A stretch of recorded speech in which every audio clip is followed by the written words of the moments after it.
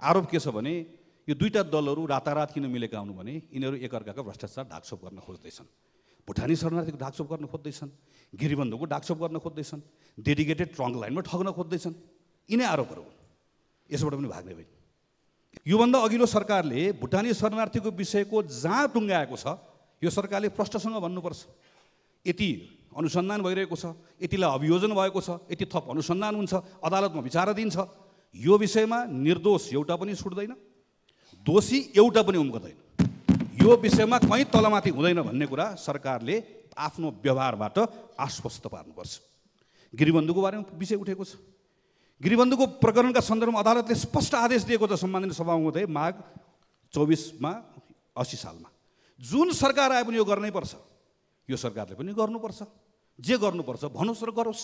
उसले स्पष्टसँग भन्छ हदबन्दी भन्दा बढी जग्गा देखिएको हुनाले गर्दा गिरिबन्धु टी स्टेटको नाममा जुन जग्गा छ त्यसलाई सरकारको नाममा फिर्ता ल्याऊ। सरकारले यो विषयका सन्दर्भमा गिरिबन्धु यो हुन्छ गिरिबन्धु त्यो हुन्छ होइन, एक्सन चाहियो।